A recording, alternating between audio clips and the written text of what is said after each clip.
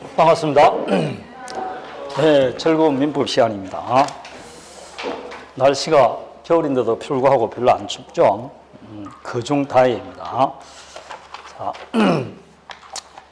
첫 수업이지만은 기본적으로 공부를 어떻게 해야 될 것이냐 이런 거는 민법 시간에 하지 않고 개론 시간에 하시면 됩니다. 그리고 한두 번 듣다가 보면 제가 어떤 식으로 좀 공부할 거다 이렇게 말해야 될 겁니다. 제가 말씀드릴 겁니다.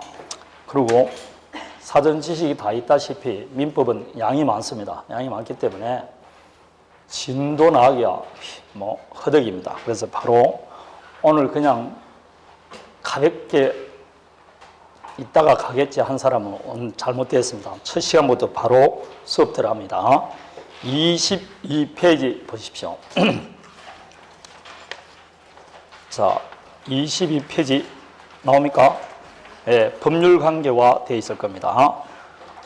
항상 말하지만 지금 우리 시험은 합격을 위주로 공부하는 거죠. 네, 합격 위주로 공부하기 때문에 시험에 나올 걸 위주로 많이 간다 이렇게 보시면 됩니다. 그래서 개중에는 혼자서 공부할 것은 그냥 후다닥 제가 강의하지 않는 것은 후다닥 제가 넘기세요. 그럼 후다닥 한 번만 읽어보고 넘기시면 됩니다. 아시겠죠? 예, 항상 합격을 위주로 강의한다 이렇게 생각하시면 됩니다. 자, 그러면 22페이지 보도록 하겠습니다. 우리가 흔히 지금 민법이란 법을 배우고 있습니다. 그런데 민법만 있는 게 아니고 중개법, 공시법, 국토의 계획 및 이용에 관한 법률 등 법이 굉장히 많습니다. 우리 전부 다 이 법을 배우는 것인데 이 법이 뭐냐 이렇게 되는 겁니다. 그 법이라는 것은 사람은 혼자 살 수 없고 사회 공동생활을 합니다. 그럼 사회 공동생활을 할 때는 그 공동생활이 유지되기 위해서 지켜야 될 법칙이 있습니다. 이 법칙을 준칙이라 이렇게 말합니다. 준칙 혹은 이걸 규범이다 이렇게 말해요. 그 규범 중에 대표적인 규범이 오랜 동안 내렸던 도덕 규범이라든지 아니면 종교 규범이라든지 아니면 관습이라든지 오래 내려온 관행을 관습이다 이렇게 말합니다. 그 수많은 규범 중에 뭐가 있느냐? 법규범이 있습니다. 그래서 법도 역시 사람이 사회생활할 때 지켜야 될 법칙의 일종이다 이렇게 말합니다. 그럼 우리가 사회생활할 때 여러 가지 규범 위에서 생활을 하는데 법으로서 맺어진 인간관계를 법으로서 맺어진 관계를 법률관계다 이렇게 말합니다. 이걸 법률관계라 그러고 법이 아닌 다른 규범으로 이루어진 관계를 인간관계다 이렇게 말을 합니다. 이렇게 차이가 있죠. 그러면 이 두 가지가 어떤 차이가 있느냐? 다 같은 규범이지만 요 인간관계를 위반했을 때, 즉 이 인간관계는 결국 강제성이 없습니다. 강제성이 없다. 이게 틀린 점이고 거꾸로 말하면 법규범은 강제성을 가지고 있다 이렇게 말할 수 있습니다. 예컨대 현실적으로 교회 다니시는 분도 있고 절에 다니시는 분, 즉 불교를 믿는 사람도 있고 기독교를 믿는 사람이 있을 겁니다. 그럼 거기에 따라서 결혼할 때 기독교는 기독교에 따른 규범이 있을 것이고 불교는 불교에 따른 규범이 있겠죠. 근데 그 신도가 그 규범에 따르지 않았습니다. 라고 할지라도 그 종교를 위반했지 않습니까? 그렇다고 이걸 강제할 방법이 있습니까? 없잖아. 다 결혼식 알아서 하지 않습니까? 결국은 여러분 이 규범은 위반한다 할지라도 강제성이 없다. 그게 인간관계입니다. 그런데 반해서 법규범은 틀립니다. 예컨대 보세요. 갑과 을 사이에 아파트 매매 계약을 합니다. 자, 매매 계약은 당연히 법률관계라는 건 알겠죠? 그래서 을이 중도금 다 줬습니다. 그런데 잔금까지 다 줬음에도 불구하고 매도인이 소유권 이전 등기를 해주지 않습니다. 계속 소유권 이전 등기해주지 않으면 매수인은 매도인에게 소유권 이전 등기해달라고 소를 제기합니다. 소 제기한다는 것은 누구한테 힘을 빌리는 겁니다? 국가입니다. 결국 강제한다는 건 누가 강제한다는 겁니까? 네, 국가가 강제한다는 뜻입니다. 법률 관계는 스스로 이행하지 않으면 국가가 강제를 합니다. 그래서 소를 제기하면 법원에서는 너 잔금 받았냐? 받았습니다. 그러면 왜 소유권 이전 등기해주지 않냐? 소유권 이전 등기하라라고 갑원을에게 소유권 이전 등기하라라고 주문이 나옵니다. 그럼 그 판결이 나왔으면 갑 스스로 이행하지 않더라도 이행이 됩니다. 왜냐? 요 판결문을 가지고 을은 단독으로 등기를 신청할 수 있습니다. 그러면 갑이 갖고 있던 소유권 을에게 이전됩니다. 이렇게 내가 인간관계를 맺지 않고 법률관계를 맺었다. 그럼 이거는 신중해야 됩니다. 왜냐? 내가 하기 싫다 할지라도 안 하는 게 아니고 반드시 이행해야 됩니다. 하지 않으면 누가 강제한다?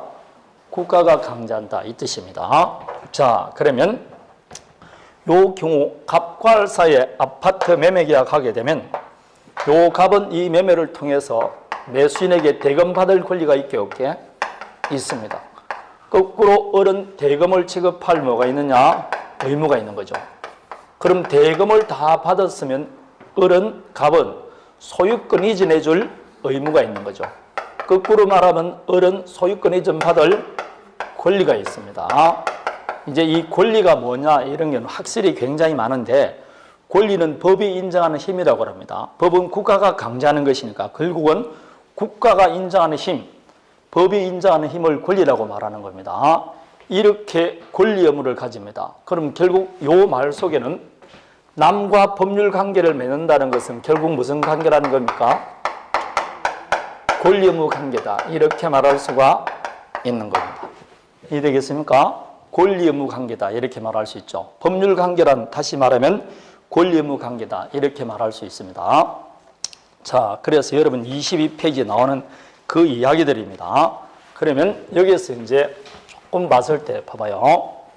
여기에 지금 제가 준칙 규범을 이야기하는데 여기에서 이제 상식적인 걸 하나 봅니다. 국가와 개인 사이도 권리 의무가 발생할까 말까요?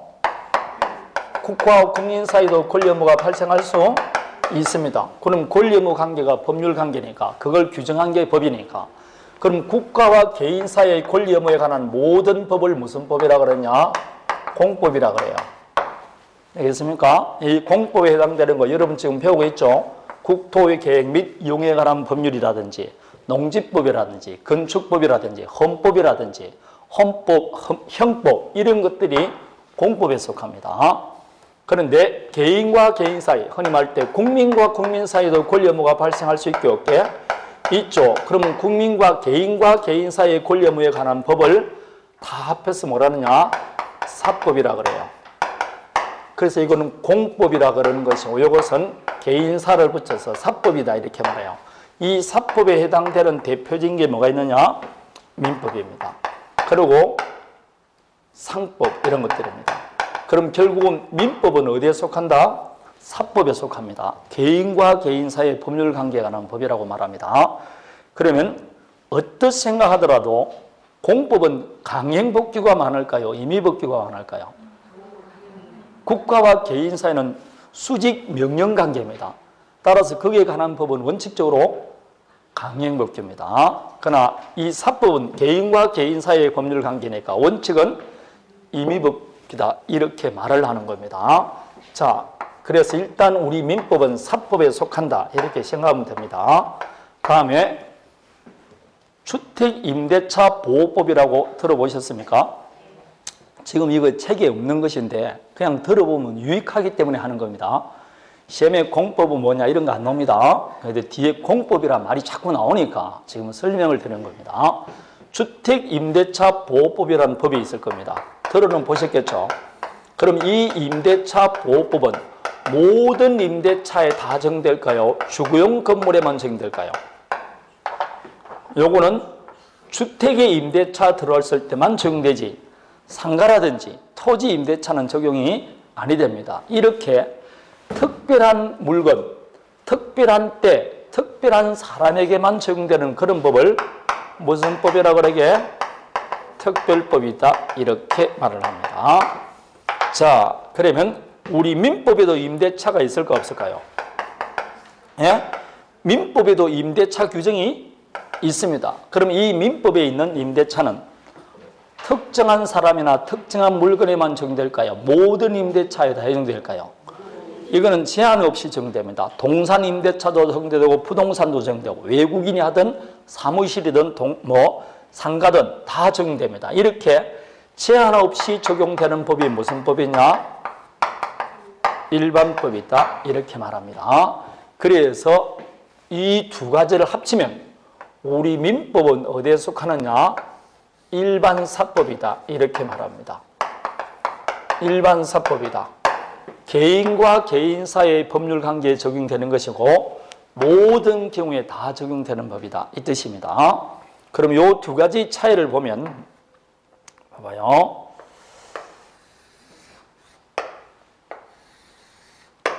주택임대차 보호법이라는 법이 있습니다. 자, 제가 특별법이다 그랬습니다. 갑과할 사이에 주택에 임대차가 들어왔어요. 그런데 임차인이 차임을 지급하지 않습니다. 차임이란 월세를 지급하지 않는다는 뜻입니다. 근데 이익이 연체했어요.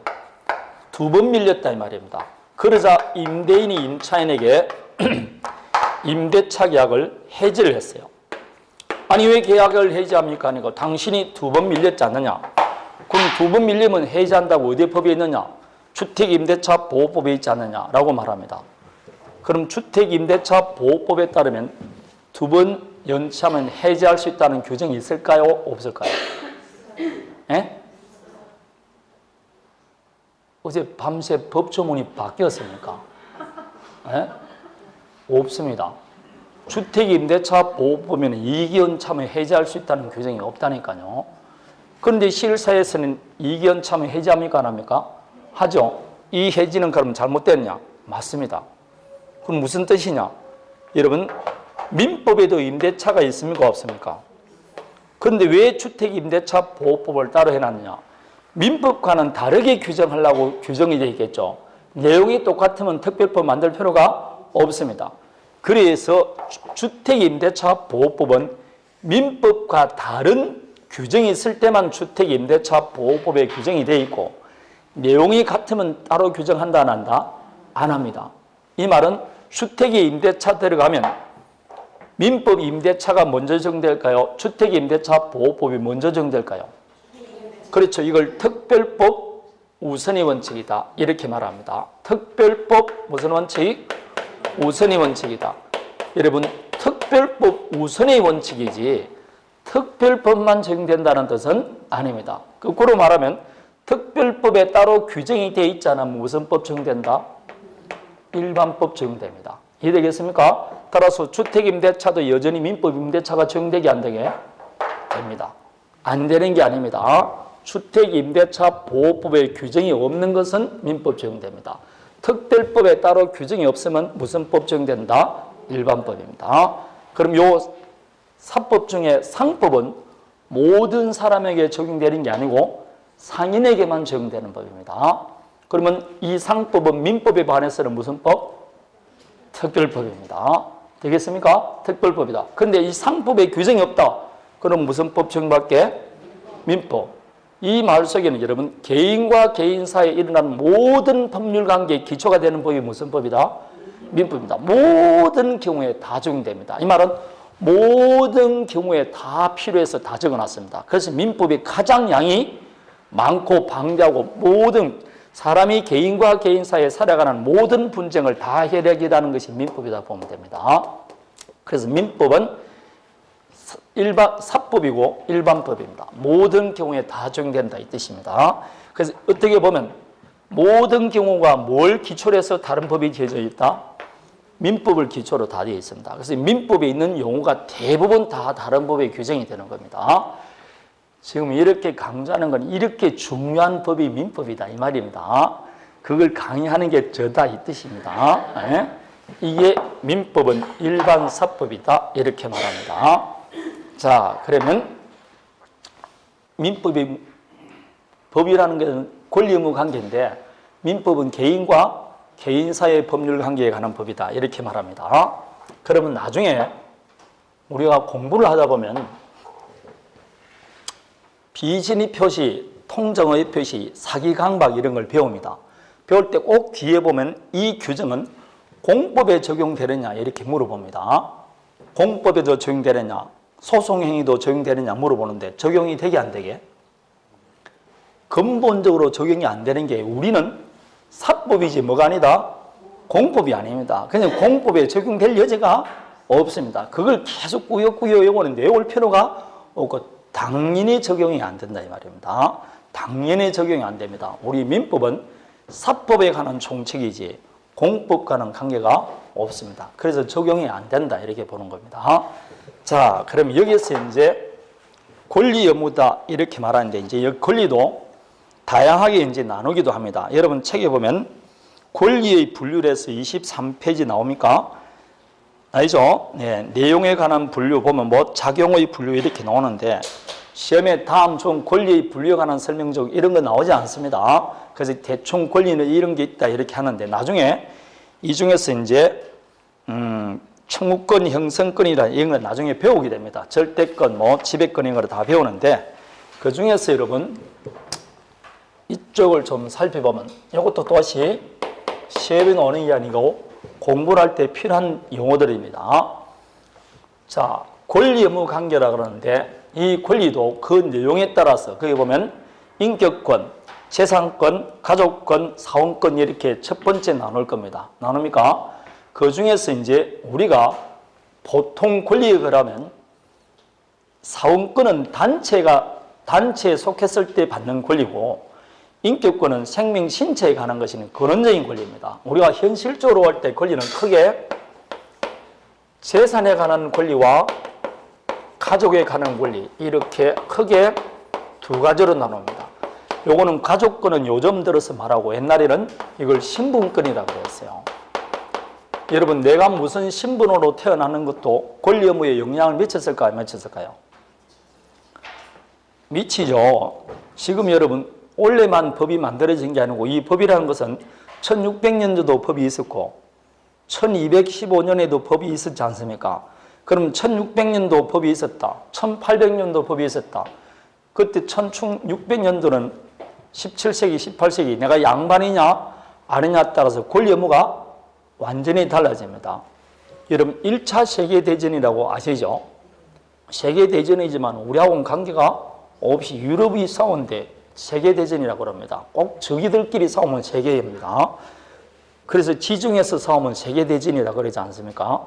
여간 여러분 1차 세계대전 보면 프랑스 장교 이런 거 보면 굉장히 화려하지 않습니까? 막 모자도 이렇게 쓰고 전쟁할 때 그 모자 필요 있겠습니까? 근데 그 모자 쓰고 칼도 보면 차고 굉장히 화려합니다. 나폴레옹 전쟁을 보면 더 그래요. 그럼 세계대전 딱 일어났을 때 병사와 사병으로 장교와 사병으로 나누지 않습니까? 그럼 그때 육군사관학교가 많이 있었냐? 없었어요. 근데 어떻게 병사가 되고 장교가 되느냐? 귀족이 입대를 하면 장교가 되고 평민이 입대하면 뭐예요? 그냥 일반 군인이 되는 겁니다. 1차 세계대전 할 때도 그 정도였습니다. 그리고 평민은 장교가 될 수 없는 게 이런 옷 등을 자기 돈으로 마련해야 됩니다. 그때 정전 당시는. 그럼 평민은 그런 돈 마련할 수도 없으니까 되지도 않은 겁니다. 그때만 하더라도 내 신분이 뭐냐 따라서 권리 의무가 달라지는 거죠. 근데 이제 18세기, 19세기 돌아서 이제 평등의 원칙이 지배하니까 요즘 신분권이 그렇게 중요하지 않게 된 거죠. 그래서 이 가족에 관한 권리, 신분권도 굉장히 권리 중에 들어가는 겁니다. 이 재산은 다시 무엇에 대한 것에 대해서 물건에 대한 권리와 사람에 대한 권리를 나눌 수 있습니다. 물건에 관한 권리를 뭐라 하느냐? 물건이라고 해요. 사람에 관한 권리를 채권이다 이렇게 말합니다. 이 가족권은 친족권과 상속권 이렇게 다시 또 나눠지는 겁니다. 자, 그러면 물건에 대한 권리를 물건이라고 합니다. 여러분 볼펜에 뭘 갖고 있냐? 볼펜에 소유권을 가지고 있어요. 그럼 그 소유권이라는 권리는 물건에 대한 권리니까 물건입니다. 그러면 볼펜을 보고 글씨를 쓸 때 볼펜 보고냐 글씨 써 그럼 볼펜 알아서 글씨 씁니까? 아니잖아요.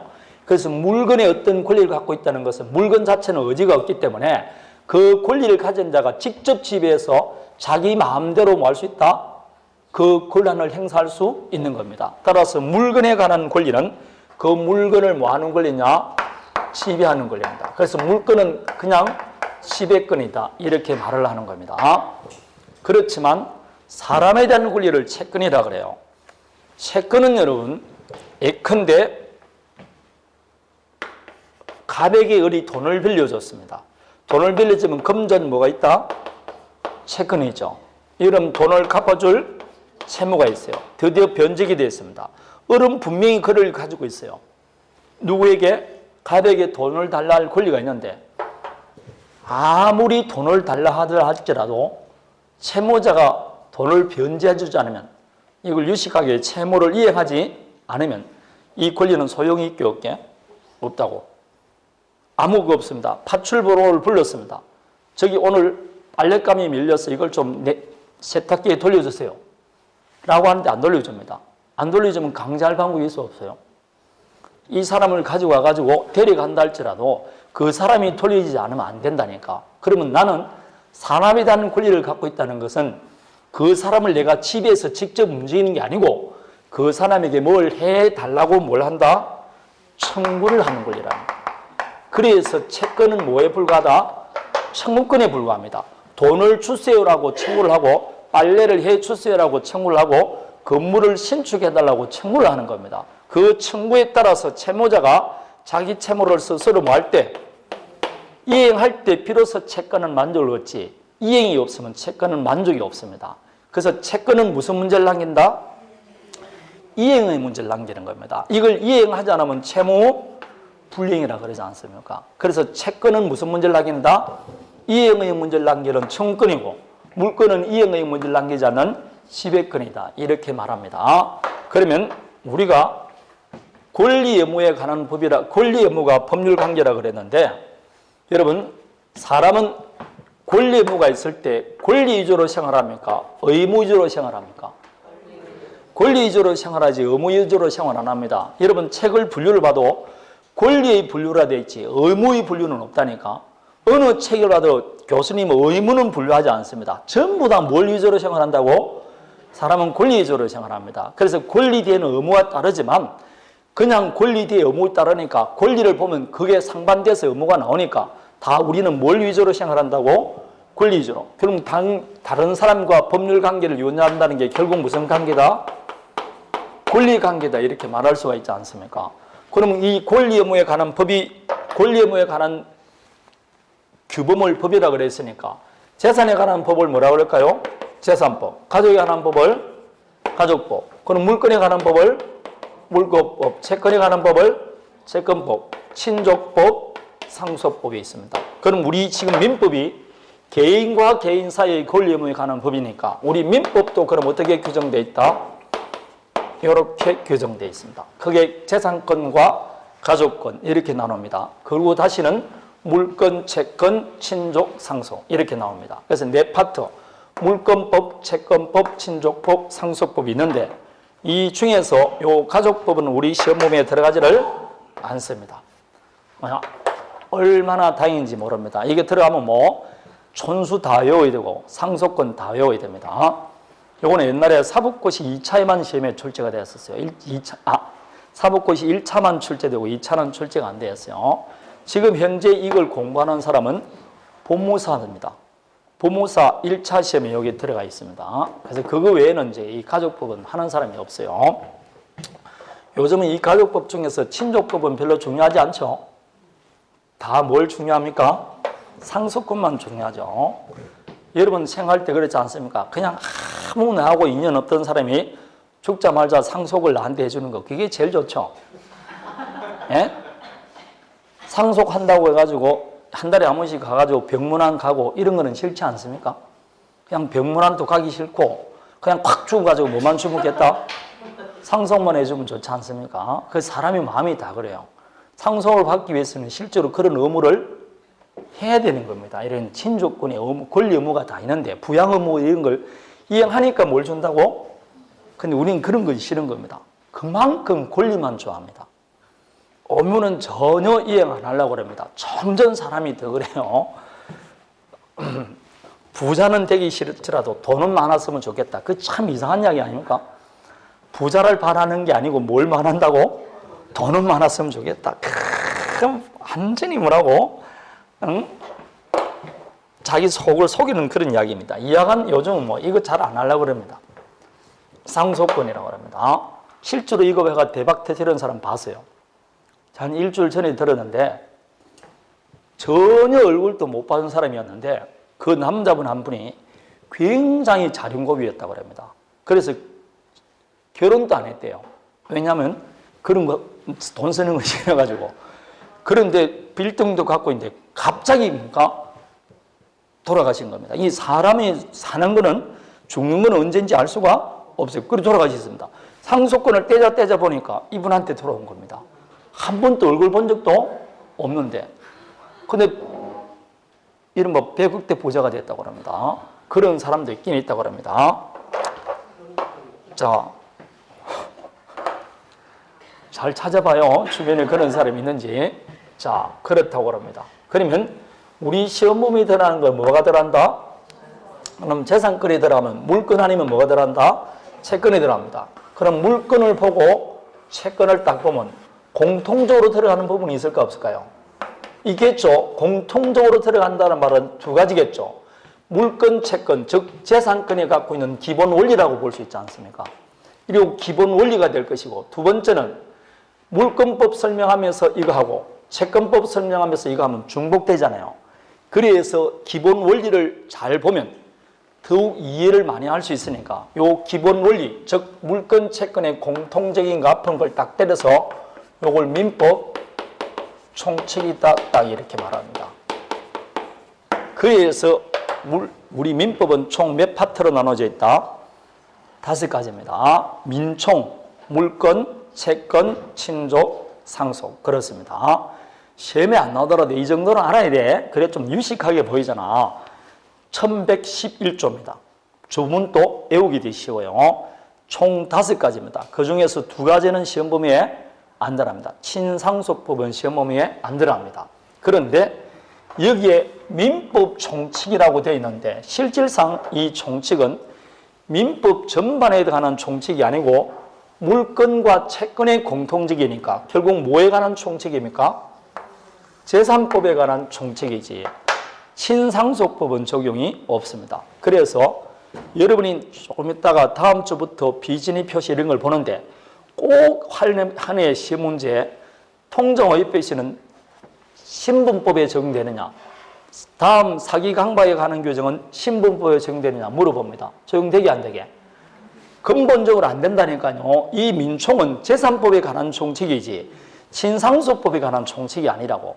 결론을 말하면 지금부터 배우는 이 민총에 관한 규정은 친상속법에는 적용된다 안 된다? 안 되고 공법에 적용되게 안 되게? 안 된다니까. 사법에 관한 총칙이라니까. 그래서 그걸 시험에는 계속 나오는데 그걸 할 때마다 외우지 말고 아예 처음부터 적용이 안 된다 이렇게 기억하시면 됩니다. 적용 안 됩니다. 이거는 우리는 재산법에 관한 총칙입니다. 그러면 여기에서 이제 시험 문제가 어떻게 나오느냐. 민총에서 이때까지 항상 10문제가 나왔어요. 근데 2년 연속 지금 9문제가 나옵니다. 그래서 이게 이제 굳어지지 않나 이런 생각도 듭니다. 민총이 적어졌습니다. 그리고 물건법이 항상 14문제 나왔는데 민총 줄어들면서 15문제가 나와요. 그래서 여기는 여전히 10문제입니다. 그럼 합하면 몇 문제일까요? 34문제 이렇게 됩니다. 그래서 34문제다. 그럼 40문제에서 34문제면 6개는 어디서 나오느냐? 방금 여러분 이 특별법 중에서 민사에 관한 특별법 중에서 부동산 중개업과 관계 있는 특별법도 우리 시험 범위에 들어갑니다. 그래서 특별법도 우리 시험 범위에 들어가는데 그 들어가는 특별법이 무려 5가지나 있습니다. 엄청나게 많습니다. 주택 임대차 보호법, 상가 건물 임대차 보호법이 있습니다. 다음에 아파트 들어가면 뭐 관리단, 관리인, 관리소장 이런 말 들어봤죠? 그 아파트 주민에게 적용되는 집합 건물의 소유 및 관리에 관한 법률이라고 있어요. 다음에 여러분이 가장 싫어하는 거, 여러분 아직 지금 모르는데 가등기 담보에 등에 관한 법률이라고 나옵니다. 요 가등기 담보에 관한 법률 가담법이라고 합니다. 다음에 금융실명제라 말 들어봤습니까? 그럼 부동산 실명제라 말도 들어봤습니까? 부동산도 지금 실권리자 명의로 등기해야 됩니다. 그걸 부동산 실권리자 명의 등기에 관한 법률 줄여서 부동산 실명법이라고 합니다. 명의 신탁에 관한 것. 요 5가지가 우리 시험 범위 들어가고 요 5가지가 총 나오는 게 6문제가 나옵니다. 그래서 합해서 몇 문제다? 40문제. 각 한 문제당 2.5점씩입니다. 그런데 이 특별법이 굉장히 문제가 됩니다. 왜냐? 이 특별법은 6문제가 나오니까 결국 각각 한 문제 정도밖에 출제가 안 되는데 이걸 한 문제 맞추기 위해서는 법 전체를 다 알아야 돼요. 마치 건축법 전부 다 하는데 거기 몇 문제 나온다? 한 문제 나오는 것과 같습니다. 양이 굉장히 많고 이게 특별법이니까 뭘 기초로 하는 겁니까? 민법을 기초로 하니까 민법을 모르고는 이 특별법을 알기가 또 힘들게 되어 있습니다. 이게 굉장히 양이 많으면서 적고 그렇습니다. 이게 거의 2주 정도로 해야 될 정도로 양이 많아요. 그런데 많이 나오지도 않고 이것만 없으면 민법 하기가 굉장히 쉬울 겁니다. 그럼 나는 민사특별법을 못해서 떨어졌다. 그 말은 맞을까요? 틀릴까요? 예? 뻥입니다. 민사특별법을 못해서 떨어진 게 아니고 공부를 안 해서 떨어진 겁니다. 왜냐? 민사특별법 전부를 하지 않더라도 몇 문제 나온다고? 34문제면 34문제는 합격해서 안 했어요. 예? 합격하고도 남는 점수입니다. 이 말은 하기 싫으면 하지 말라 이 말입니다. 안 해도 돼 사실상. 그럼 책 3분의 1이 날아간다니까. 그래도 대신 나머지는 열심히 해야 된다 안 해야 된다? 그 34문제 중에서 10문제가 틀려도 돼요. 24문제가 되면 몇 점입니까? 24문제가 몇 점인지 모르면 곤란하지. 24문제가 60점이라니까. 우리는 합격이 몇 점입니까? 60점을 목표로 공부를 하는 겁니다. 60점을 목표로 공부를 하니까 여러분 초등학교 때부터 고등학교 때까지 지금까지 했던 그 공부하는 버릇을 좀 버려야 돼요. 항상 우리는 고득점을 위해서 공부했지 않습니까? 그런데 지금은 고득점을 위해서 공부하면 안 돼요. 합격을 위해서 공부한다. 합격이 몇 점이라고? 60점. 그래서 초등학교 이렇게 고등학교 때 공부할 때 어려운 파트가 나온다든지 그러면 그걸 밤새 고민해서 공부를 했지 않습니까? 지금은 그렇지 않아요. 어려운 파트가 나오면 바로 뭐라고? 지적을 해야 돼. 안 해야 돼. 그 부분을 구태여 안 하더라도 아무 상관없습니다. 이 전체를 하지 않더라도 34문제, 그 중에서 10문제 틀려도 된다니까. 그러면 여기 6문제 공부 하나도 안 하더라도 2번 취급은 하나 맞게 안 맞게? 하나는 맞게 돼 있다니까. 산술적으로 맞게 돼 있어요. 그럼 당연히 하나는 또 맞게 돼 있잖아. 그럼 모르는 문제 10문제 포기하더라도 그 중에 또 1번을 치면 또 하나는 맞게 돼 있다니까. 그래서 내가 아는 문제를 확실히 하면 돼요. 내가 지금 공부하는 그 부분을 확실히 하면 되지 모르는 부분에 대해서는 전혀 신경 쓸 필요가 없습니다. 그래서 항상 말하지만 하나를 알아도 뭐한다? 확실히 알아라고. 하나라도 확실히 하는 게 제일 좋습니다. 하나라도 확실히 해야 된다. 이게 제일 중요한 것이라 볼 수 있습니다. 그럴 때 여러분 공부를 하다 보면 여기 시험 친 분도 있고 안 본 분도 있는데 공부를 딱 하면 시험 치면 꼭 1번 아니면 3번이 답 같은 낙기 나와요. 꼭 오지선다인 중에서 3개는 아니야. 근데 꼭 2개 중에 하나 헷갈린다고. 그래서 이거 찍을까 이거 찍을까 이렇게 해서 딱 찍는데 1번 찍으니까 뭐라고? 3번이 답이고 3번 팍 찍으니까 1번이 답이고 그렇습니다. 이럴 때 이 2개를 맞추는 사람은 어떻게 되느냐? 잘 모르지 않습니까? 지금 모르니까 둘 중에 하나를 찍는데 그러기 위해서는 많이 들어봐야 돼요.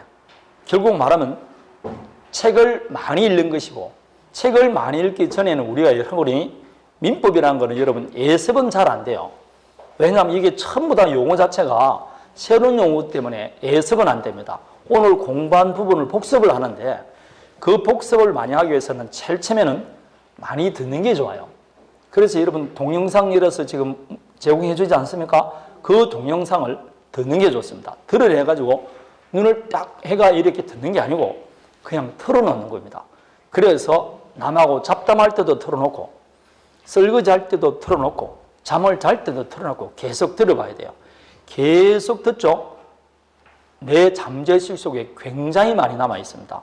그러다 보면 나중에 둘 중에 하나 칠 때 뭔가 이쪽 같다 한 사람은 많이 들은 사람이에요. 뭔가 이상하다 그 내 마음속에 뭔가 걸려 있는 겁니다. 그러면 이게 틀리질 않아요. 많이 노출되어 있어야 됩니다. 그럼 많이 노출된다, 많이 들어야 된다고 제가 하나 이야기했죠.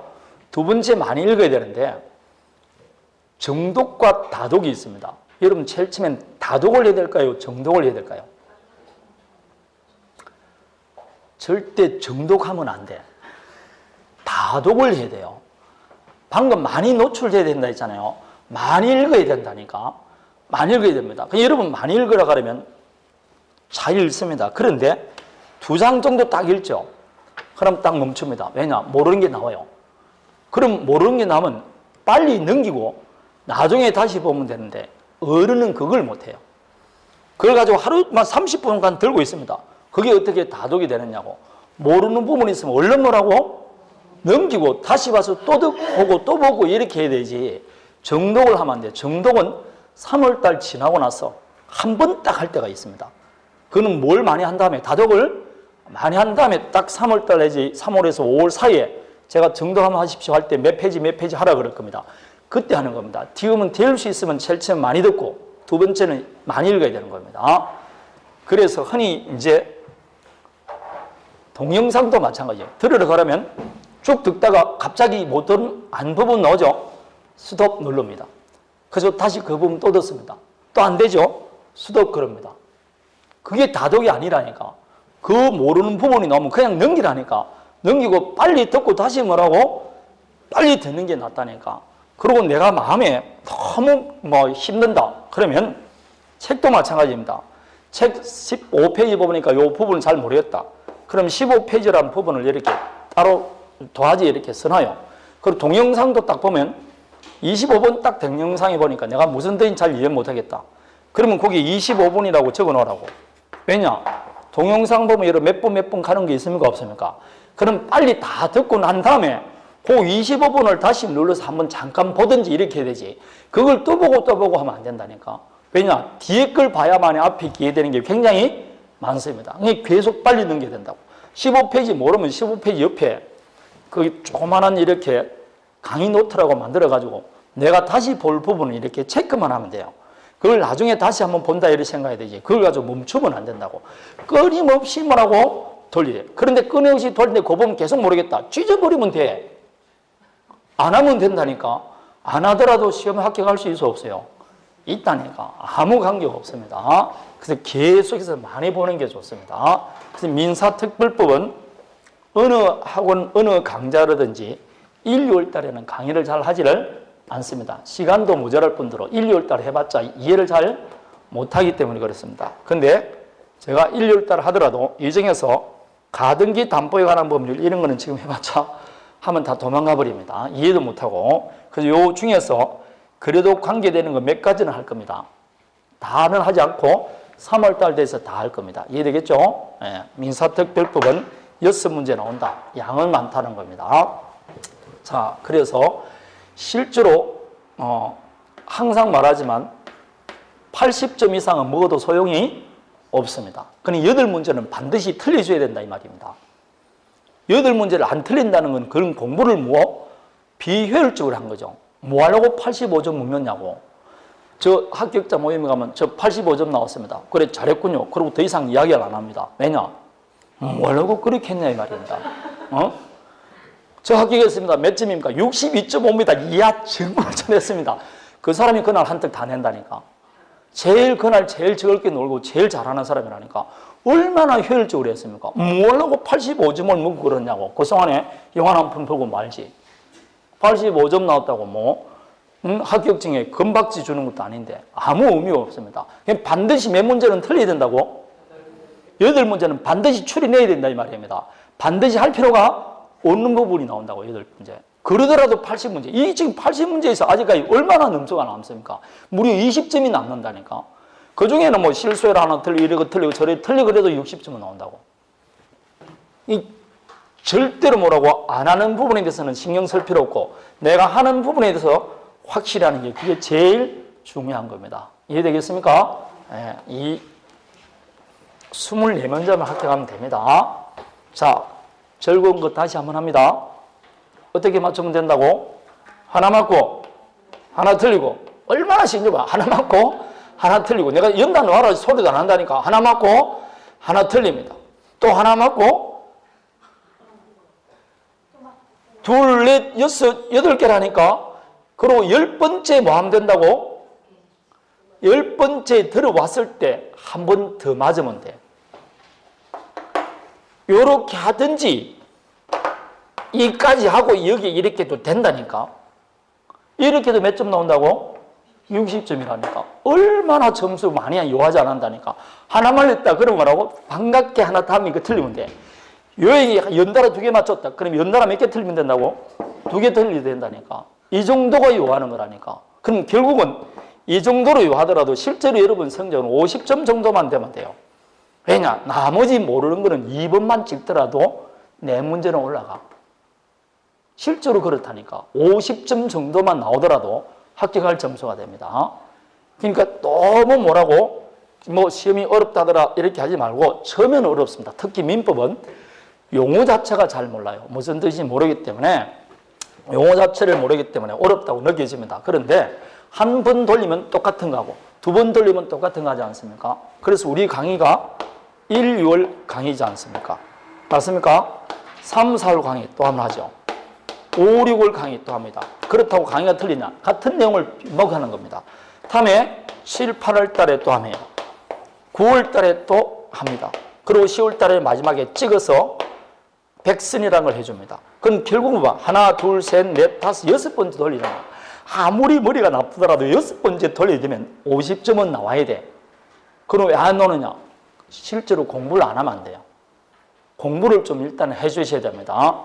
제가 여러분 한 2주, 3주 강의 들으면 야, 민법 쉽다고 그럽니다. 강의 들으면 다 할 것 같아요. 근데 딱 돌아서 집에서 보면 잘 안 돼. 더구나 문제를 풀면 전혀 안 됩니다. 왜냐? 여기 강의를 잘하는 거는 제가 잘하는 거지 여러분이 잘하는 게 아니에요. 마치 자기가 잘한다는 착각이 든다니까. 제가 없는 상태에서 공부를 한번 해봐야 돼요. 그게 자기 실력입니다. 근데 그게 굉장히 진도가 잘 안 나가요. 그러니까 동영상대로 보는 것이고 빠른 시간에 봐가지고 2번 보고 3번 보고 하는 그게 그 이유인 겁니다. 이해되겠습니까? 이 정도만 하면 됩니다. 눈에 보니까 자신감이 팍팍 들어갑니다. 좋습니다. 자신감이 있어야 하면 됩니다. 그리고 항상 말했지만 지금은 정독이 아니고 뭐라고? 다독을 해야 된다. 그리고 예습은 할 필요가 없고 뭘 하면 된다? 복습입니다. 예습은 할 필요가 없습니다. 해봤자 비효율적입니다. 복습을 하면 됩니다. 그래서 오늘 들었던 걸 집에 가서 10번 듣고 20번 듣고 그게 훨씬 더 낫습니다. 그럼 다음 주 들은 걸 또 그 자리에서 10번 듣고 20번 듣고 계속 이렇게 나가고 있죠. 그럼 굉장히 큰 차이 납니다. 여러분 보면 1.0이 있고 듣는 거 배속이 있죠. 1.2배, 1.3배 듣지 않습니까? 나중에 많이 듣는 사람은 2배속 듣습니다. 2배속 들어도 다 들린대요. 그럼 2배속 들리면 거의 80점 이상 나옵니다. 그러면 여기서 1시간 강의했던 걸 그 사람이 몇 분에 듣느냐? 30분에 끝마치는 겁니다. 얼마나 효율적으로 하는지 모릅니다. 근데 합격하려면 1.3배속에서 1.5배속 정도가 되면 거의 느긋하게 합격합니다. 나중에 1.0을 들으면 너무 답답해서 못 들어요. 빨리 사람이 돌리게 되어 있습니다. 1.2배, 이제 1.3배, 1.5배 되면 강의 듣는 한 2시간만 들으면 그냥 대부분 다 듣게 되어 있습니다. 굉장히 빠르게 듣게 되어 있어요. 자, 그래서 다독 많이 본다는 겁니다. 이거 많이 듣는다는 말과 같아요. 다독은. 자, 그래서 민법은 이렇게 규정이 되어 있다. 민사특별법과 민법 6문제, 34문제 그렇습니다. 자, 그러면 다시 방금 여러분 법률관계는 권리의무관계라고 하는데 사람이 사회생활함으로써 법률관계는 변할까는 안 변할까요? 변하겠죠. 그럼 법률관계가 변한다는 것은 권리의무가 변하는 것이고 권리의무가 변한다는 것은 권리 위주로 보면 뭐가 변하는 겁니까? 권리가 변하죠. 이걸 변하는 것을 변동이라고 말합니다. 그래서 권리 변동 이렇게 말을 합니다. 자, 그러면 사람이 법률관계를 유지한다는 것은 끊임없이 권리를 변동시키는 관계다 이렇게 말할 수 있습니다. 변동이란 3가지를 말합니다. 권리가 발생되고 변경되고 소멸되는 것. 요 3가지를 권리 변동이다 이렇게 말을 하는 겁니다. 발생이란 권리 주체 입장에서는 권리를 취득하는 거예요. 그래서 취득하고 변경하고 권리가 상실되는 거. 이걸 더욱 더 줄이면 권리의 득실 변경이다. 이렇게 말을 합니다. 득실 변경 이렇게 말합니다. 자, 그러면 권리 변동에서 발생을 조금 다시 보면 권리 발생은 두 가지로 나눕니다. 절대적 발생과 상대적 발생으로 나눠요. 이 절대적 발생은 권리 주체 입장에서는 원시취득이라고 그래요. 상대적 발생은 승계취득이다. 이렇게 말을 합니다. 절대적 발생이란 예컨대 갑이 지금 주거용 건물이 필요합니다. 여러분, 이 근처에 아파트 많습니까? 적습니까? 아파트 많죠? 근데 내가 아파트를 사용을 못해. 그럼 지금 아파트가 없어서 사용을 못합니까? 아파트를 사용할 권리가 없어서 사용 못합니까? 그렇죠. 이 세상에 물건이 없어서 사용 못하는 게 아니고 물건을 사용할 권리가 없는 겁니다. 결국은 여러분, 우리는 주거용 건물이 필요하다는 말은 법률적으로 말하면 주거용 건물을 사용할 권리가 있어야 되는 겁니다. 그 권리 중에 제일 좋은 권리가 뭘까요? 그 건물의 소유권을 취득하는 게 좋겠죠. 그럼 어떻게 하면 소유권이 발생하느냐 이 말입니다. 그냥 간단하게 건물을 뭐 하면 되게 신축하면 돼요. 이렇게 건물을 신축함으로써 소유권이 하나 발생하죠. 그럼 이 소유권은 누구로부터 받아온 겁니까? 이 갑이 새로이 취득한 겁니까? 타인의 권리에 기초하지 않고 최초로 취득한다. 이런 발생이 뭐라고? 절대적 발생이라고 합니다. 여러분 책 24페이지를 펴보면 권리의 발생 나옵니까? 그게 절대적 발생 기억을 보면 타인의 권리를 기초하지 않고 처음 취득하는 것을 절대적 발생이다. 이렇게 말합니다. 자, 보세요. 갑이 건물을 딱 신축하면 우리는 뭐라고 그러냐면 갑에게 소유권이 하나 발생됐네. 이렇게 말을 합니다. 맞습니까? 근데 갑의 입장에서는 이 건물에 관한 소유권을 뭐 했게? 취득했죠. 이런 취득이 무슨 취득?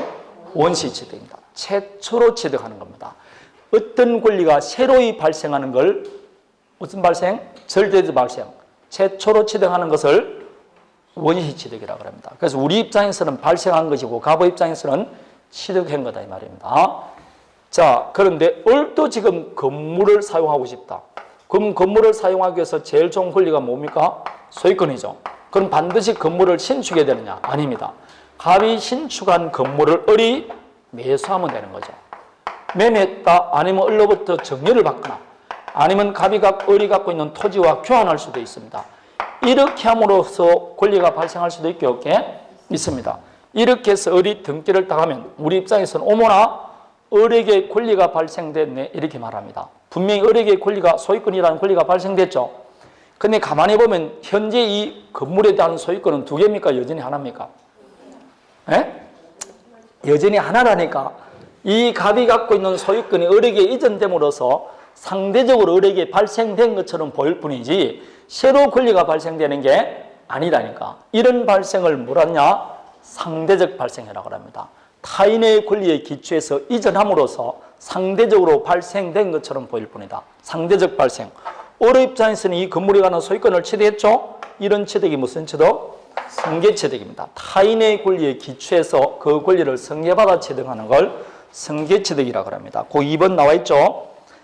타인의 권리를 기초해서 그 권리를 승계해서 취득하는 것 이렇게 말합니다. 결국은 이 권리는 이전됨으로써 상대적으로 발생된 것처럼 보일 뿐입니다. 이 세상의 권리를 취득하는 방법은 이 두 가지 방법이 없습니다. 원시 취득하든지 승계 취득하든지 둘 중에 하나밖에 없습니다. 자, 그러면 옛날에 공부했던 사람을 위해서 한번 물어보는 겁니다. 이 갑이 건물을 신축하고 나서 최초로 하는 등기를 보존 등기라고 그래요. 그래서 갑이 건물을 신축해서 건물을 완성시켰습니다.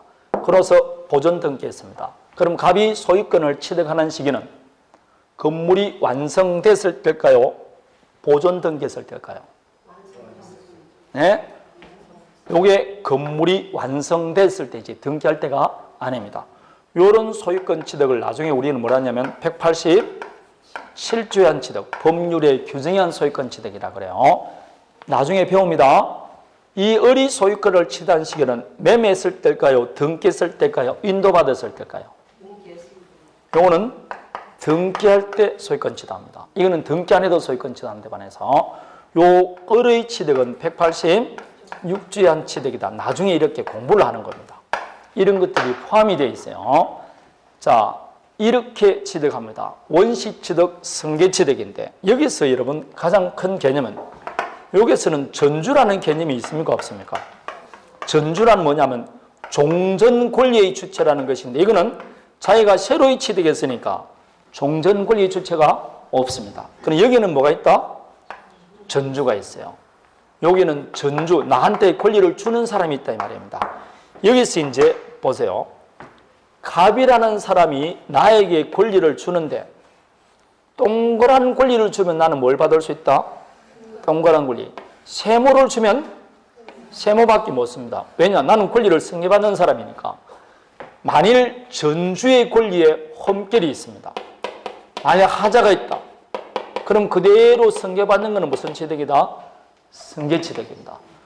원시취득은 승계를 안 받기 때문에 전주의 권리의 험결 이런 게 문제가 되지 않는 데 반해서 이 승계취득은 전주의 권리에 험결이나 하자가 있으면 그걸 그대로 승계받는 게 승계취득입니다.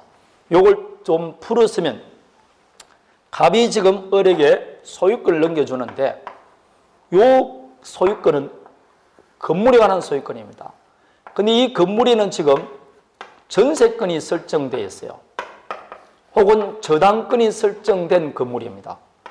그 건물을 내가 매수했어요. 그럼 나도 뭘 취득한다? 소유권 취득하지만 이 소유권은 지금 전세권, 저당권이 설정되어 있는 소유권이죠. 그러면 이걸 그대로 나도 뭐한다? 승계돼요. 그럼 이 을도 전세권, 저당권이 있는 상태로 소유권을 취득할 수밖에 없습니다. 왜냐? 전주의 권리에 제한이 있잖아요. 그 제한을 그대로 승계하는 겁니다. 만약 이걸 없애기 위해서는 이 갑이 이걸 다 없애고 넘겨줘야 되지. 그냥 넘겨주면 이 그대로 인수하게 되는 겁니다. 이런 취득이 무슨 취득? 승계취득입니다. 그래서 원시취득, 승계취득의 실익은 그렇게 나옵니다. 25페이지 핵심 정리라고 나옵니까? 거기 보면 승계취득은 타인의 권리를 전절하기 때문에 타인 권리에 제한이나 하자가 있으면 그것도 그대로 승계하고 타인이 무권리자라면 권리를 취득할 수 있게 없게 없습니다. 권리가 없는 사람이 어떻게 권리를 넘겨줄 수 있습니까? 그러나 원시취득은 그런 게 있다 없다? 없습니다. 그래서 전주의 권리에 하자가 있느냐 없느냐 문제되는 것은 승계취득만 문제됩니다. 자, 그러면 원시취득, 승계취득 중에서 과거에는 작업자족할 때는 무슨 취득이 많았다? 원시취득이 많았지만 지금 분업됨으로써 뭐가 많아졌다? 승계취득이 많습니다. 지금은 전부 다 승계취득이 대세죠. 그래서 이 승계취득도 다시 두 가지로 나눕니다. 그걸 이전적 승계와 설정적 승계로 나눕니다. 그 이전적 승계는 다시 두 가지로 나누죠. 특정 승계와 포괄 승계로 나눕니다. 자, 그러면 이전적 승계란 갑과을사의 건물을 매매함으로써 갑이 갖고 있던 소유권이 을에게 이전됐죠. 그럼 종전 갑이 갖고 있던 소유권은 어떻게 된다? 없어집니다. 이렇게 전주가 가지고 있는 권리 전부를 승계함으로써 전주의 권리를 소멸시키는 승계를 이전적 승계라 그래요. 전주가 갖고 있는 권리 전부를 승계받습니다. 다음에 설정적 승계라는 것은 이 을은 왜 이 건물에 관한 소유권을 취득했습니까? 건물을 사용 수익하려고 소유권을 취득했죠. 그럼 꼭 소유자만 사용 수익할 수 있습니까? 전세권자도 사용 수익할 수 있게 없게. 그래서 을은 갑에게 매매해서 소유권을 취득한 게 아니고 전세권 설정해서 전세권을 취득했어요. 자, 그러면 전세권은 누구로부터 받아왔습니까? 갑으로부터 받아왔으니까 승계취득 맞죠? 그렇다고 전주의 소유권이 소멸됩니까? 아니잖아. 내 아파트에 전세 줬다 해서 내 소유권이 날아가는 것은 아니에요. 소유권이란 크게 두 가지를 권능을 갖고 있습니다. 어떤 물건에 소유권을 갖고 있다는 것, 그 물건을 사용, 수익하고 처분할 수 있는 권리가 있어요. 이 두 가지 권능을 갖고 있는데 이 전세권은 전주가 갖고 있는 중에서 뭘 가져온다? 사용 수익금만 가져옵니다. 이렇게 전주가 갖고 있는 권리 전부가 아니고 일부만 가져오는 것을 설정적 승계라고 합니다. 대표적인 게 전세권 설정, 저당권 설정, 지상권 설정 등 나중에 우리가 배우는 지하물건을 설정하는 겁니다. 그래서 우리는 흔히 전세권 취득 이런 말을 안 하고 전세권 설정, 저당권 설정, 지상권 설정이란 말을 하는 겁니다. 다음에 이전적 승계는 특정 승계 대표적인 게 뭐가 있다? 매매, 포괄 승계의 대표적인 게 상속입니다. 봐봐요. 갑이 지금 건물을 하나 갖고 있고 토지를 하나 가지고 있어요. 그리고 자동차를 하나 가지고 있습니다. 그럴 때 을이 건물 매매함으로써 건물 소유권 취득하고 토지 매매함으로써 토지 소유권 취득합니다. 그럼 이 을이 이 두 개의 소유권을 취득하기 위해서 매매 몇 번 했습니까? 두 번 했죠. 토지 매매했고 건물 매매했고 자동차 매매함으로써 자동차 소유권 취득합니다. 이렇게 하나의 원인에 의해서 권리가 하나씩 이전되는 걸 특정 매매라 그래요. 특정 승계라고 합니다. 하나의 원인에서 권리가 하나씩 이전되는 거. 그런데 만일 갑이 사망했습니다. 사망하면 뭐가 일어난다? 그럼 이 상속이라는 하나의 원인에 의해서 갑이 갖고 있던 토지, 건물, 자동차 소유권이 한꺼번에 이전됩니다. 이런 걸 포괄승계라고 합니다. 하나의 원인에 의해서 전주가 갖고 있는 권리 전부가 승계되는 것을 포괄승계라고 합니다. 그래서 요거는 포크로 하나씩 찍어주는 것이고 요거는 접시채 갖다 준다. 그렇게 말하지 않습니까? 그 포괄승계에 해당되는 대표적인 게 뭐가 있다? 상속이 있습니다. 그런데 자 상속에 보니까 포괄유정 합병이란 말도 나와 있죠. 예, 회사가 합병되면 당연히 권리물을 다 승계하는 건 알겠는데 포괄유정이 뭐냐면 유언으로 정리해 주는 걸 뭐라 하냐면 유정이라 그래요. 정년은 원래 살아있을 때 하는 게 정역 이야기인데 유언서를 보니까 이 토지는 누구에게 주고 그 유언장에 뭐가 나와 있다? 정려가 되어 있어요. 그런 걸 뭐라 한다? 유정이라 그래요. 유언으로 정리해 주는 겁니다. 근데 봐봐요. 할아버지가 계세요. 할아버지가 돈이 많으십니다. 그래서 X 건물도 하나 있고 Y 건물도 있습니다. 물론 토지도 있어요. 그런데 이 할아버지가 옆집 할머니하고 가깝습니다. 할아버지가 할머니 돌아가신 다음에 외로운 나머지 옆집 할머니하고 사이좋게 지냅니다. 할머니는 여자분이죠. 절대로 할머니도 여자란 생각을 가져야 됩니다. 이 할머니가 할아버지를 사귄 이유는 오로지 뭐밖에 없다? 돈밖에 없습니다. 없으면 안 사깁니다. 귀찮게 누구 해주려고 그럽니까? 우리 어머니 말씀이 그렇습니다. 우리 어머니 말씀이. 경로당에도 돈 없는 할아버지는 인기가 없어요. 가까이 가면 담배 피우고 냄새나는 할아버지 있죠? 인기 없습니다. 안 봐줍니다. 할머니끼리 경로당에 가면 할아버지가 많아, 할머니가 많아? 그렇죠. 그게 모든 다 권한은 할머니들이 갖고 있습니다. 그래서 놀러 갈 때 할아버지 데려갈 거냐 말 거냐 누가 결정한다? 할머니 결정합니다. 우리 어머님이 집에서 결정하는 때 들어봅니까? 김영관은 돈이 많잖아. 일단 데려가. 이렇게 나갑니다. 아시겠죠? 제일 선순위가 뭐라고? 돈만을 하는 거예요. 이 할머니라고 절대로 무시하는데 하여튼 무조건 뭐라고 생각이 된다? 여자분의 생각. 가려고 찌질이 한데 왜 할머니가 뭔가 자기 남편도 할아버지도 안 해주는 걸 그 돌봐주게 하겠냐고. 할아버지 보면가 할머니가 돌봐줘야 돼. 찌질해 나이가 들면.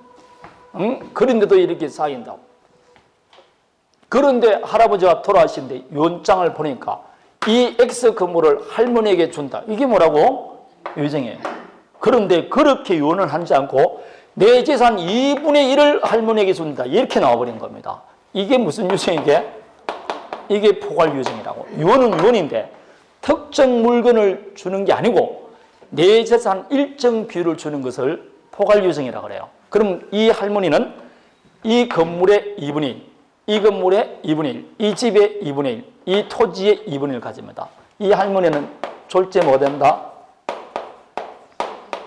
상속인입니다. 상속인하고 똑같이 취급합니다. 그것도 2분의 1 지분을 갖고 있는 상속인입니다. 그럼 빚이 1억이 있으면 1억도 승계받습니다. 1억 승계를 포괄유증이라고 합니다. 되겠습니까? 이거는 뭐와 같이 취급한다고? 상속. 그래서 포괄유증이나 상속이나 같이 취급한다 이 말입니다.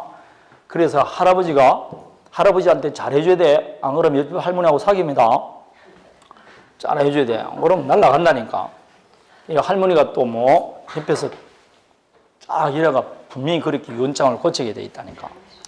약은 하여튼 주의해야 돼. 여러분 남자분들. 돈 없는 사람은 주의할 필요 없어요. 그리고 돈 없으면 주의 안 해도 괜찮습니다. 주의 안 옵니다. 아무도 안 오니까 괜찮습니다. 자, 이게 권리의 취득입니다. 취득.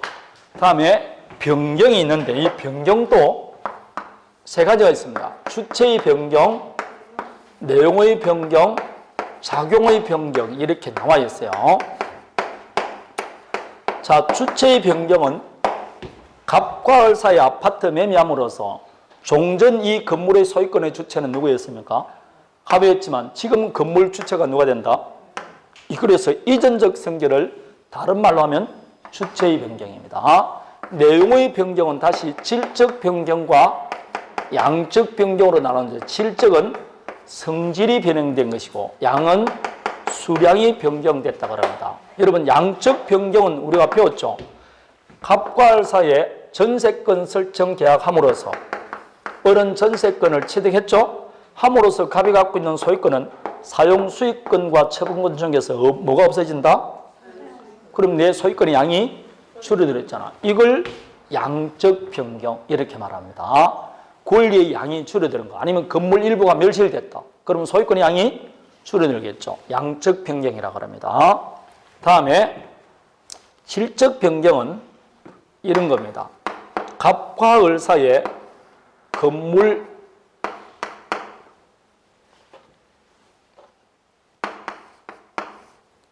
자동차 매매 계약을 체결했어요.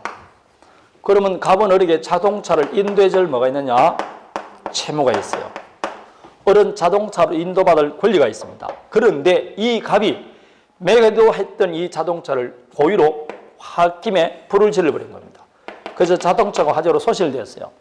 그러면 이제 인도해 줄 수 있습니까? 없습니까? 자동차가 없어지니까 인도 채무가 없었죠. 그럼 끝이냐? 아닙니다. 요 갑은 을에게 뭐 해줘야 된다? 손해배상 해줘야 돼요. 그러면 이 갑의 종전 채무인 인도 채무는 소멸됐지만 이 채무가 뭐로 바뀌었다? 손해배상 채무로 바뀐 겁니다. 이렇게 권리의 성질이 바뀌는 걸 성질적 변경 내지 질적 변경이라고 합니다. 딱 하나밖에 그 기억할 거 없습니다. 목적물 인도 채무가 손해배상 채무로 변경된 거, 그게 질적 변경 나옵니까? 기억이 나오지 않습니까? 25페이지. 그것이 질적 변경, 양적 변경 그럽니다. 다음에 작용의 변경은 이 이야기죠.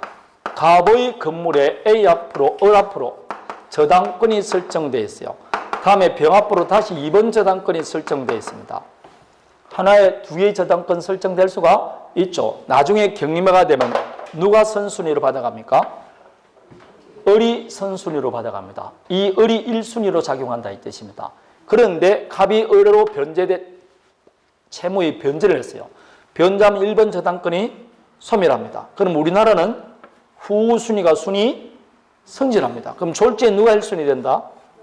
병이 1순위 됩니다. 독일은 이렇게 안 돼요. 우리나라만 그렇게 됩니다. 그러면 나중에 경매가 되면 종전에는 2순위든지 이전에 몇 순위로 작용한다? 이런 것을 작용의 변경 이렇게 말을 하는 겁니다. 선순위가 변제됨으로써 2순위가 순위 승진한다든지 원칙적으로 임차권은 대항력이 없는데 등기된 임차권은 대항력이 있습니다. 그러면 제3자에게 주장 못하는 게 주장할 수가 있다. 이런 걸 작용의 변경 이렇게 말을 합니다. 다음에 소멸도 다시 보면 절대적 소멸과 상대적 소멸이 있습니다. 예컨대 건물이 화재로 소실되었습니다. 그럼 그 건물에 있던 권리는 이 지구상에서 영원히 없어집니다. 이렇게 영원히 없어지는 걸 절대적 소멸 그러고 갑과 을 사이 아파트를 매매함으로써 아파트 소유권이 을에게 이전됐죠. 그럼 종전 권리 주체 입장에서는 권리가 상실됐잖아. 그 이전적 성결을 전주 입장에서는 뭐라 그러냐? 상대적 소멸 이렇게 말을 한 겁니다. 똑같은 말이에요.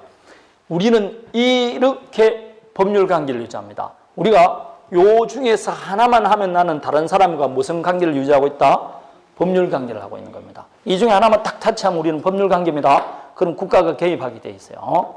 그러면 이렇게 권리를 변동시키면서 살아가는 게 우리가 법률 관계인데 도대체 어떻게 하면 이렇게 권리를 변동시킬 수 있느냐?